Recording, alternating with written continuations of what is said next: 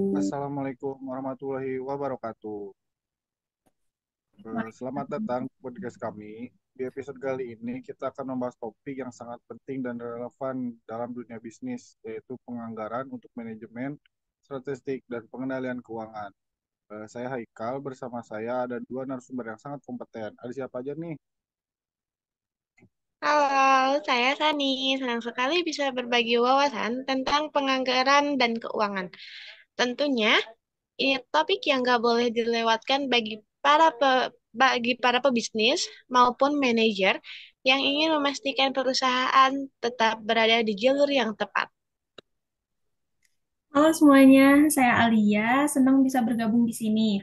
Penganggaran bukan cuma soal angka loh, itu adalah bagian dari manajemen strategis yang membantu kita memetakan arah dan memastikan keuangan perusahaan terkendali dengan baik. Betul banget nih Alia. Jadi penganggaran sering dianggap sebagai proses yang hanya melibatkan perencanaan dana. Padahal lebih dari itu, dalam manajemen strategis, penganggaran harus bisa mendukung visi dan misi perusahaan. Nah, untuk memulai, mungkin kita bisa bahas dulu apa sih pengertian penganggaran itu dalam konteks manajemen strategis. Sani bisa dijawab? Bisa dong.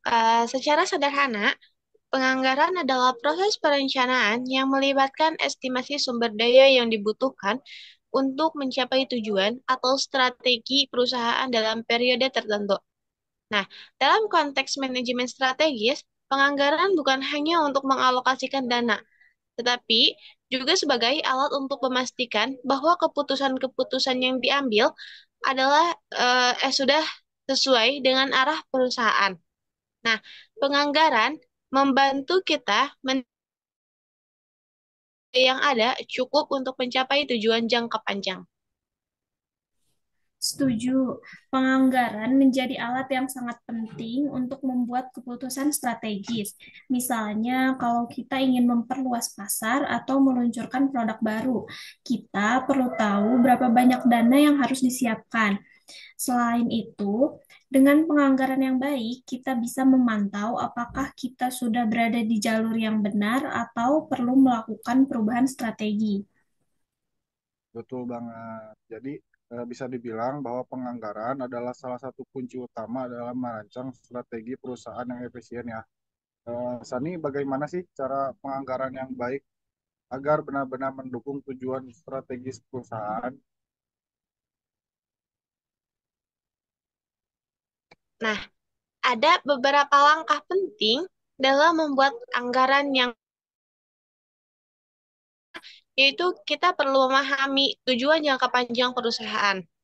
Yang kedua, melakukan analisis terhadap kondisi eksternal dan internal perusahaan.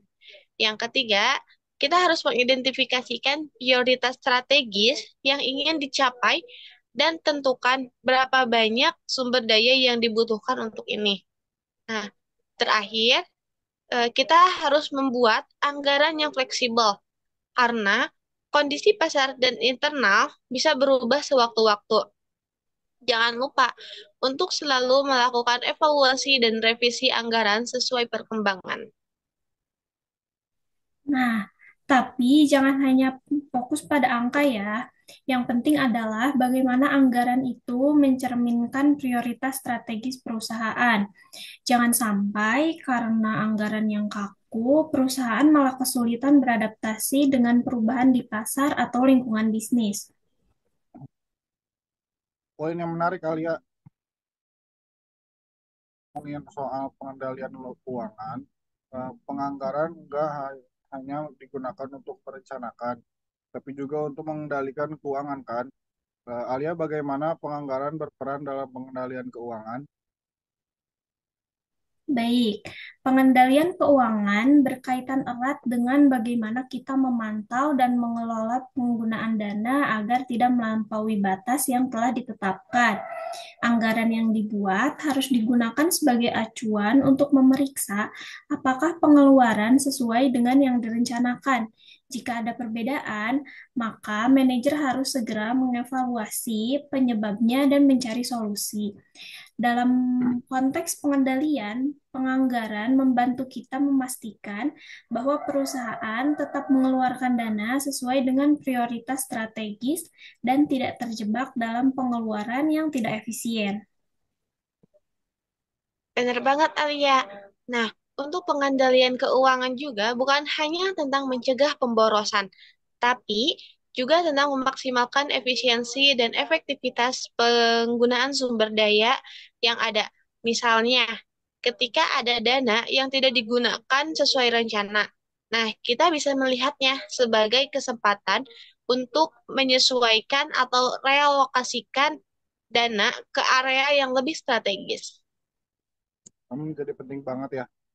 Jadi penganggaran nggak hanya soal perencanaan pengeluaran, tapi juga mengontrol dan mengoptimalkan penggunaan dana agar sesuai dengan visi jangka panjang perusahaan.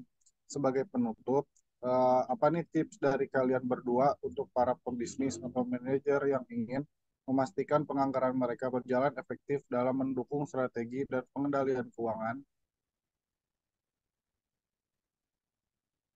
Saran saya, pastikan selalu ada komunikasi yang baik antara semua departemen dalam perusahaan. Penganggaran harus dilakukan secara kolaboratif. Jangan sampai ada ketimpungan, ketimpangan antara apa yang direncanakan oleh manajemen puncak dan apa yang dibutuhkan oleh tim operasional. Yang kedua, yaitu fleksibilitas. Nah, fleksibilitas ini sangat penting. Jangan kaku dengan anggaran yang sudah dibuat karena kondisi pasar bisa berubah. Baik, tambahan dari saya, bisa dibuat anggaran yang realistis dan berorientasi pada hasil. Jangan hanya fokus pada biaya, tapi pikirkan juga nilai yang akan dihasilkan oleh setiap pengeluaran. Evaluasi secara berkala dan jangan takut untuk melakukan penyesuaian jika diperlukan. Oke, terima kasih banyak Sani dan Alia atas wawancara yang luar biasa ini. Semoga pendengar semua bisa mengambil manfaat dari diskusi kita hari ini.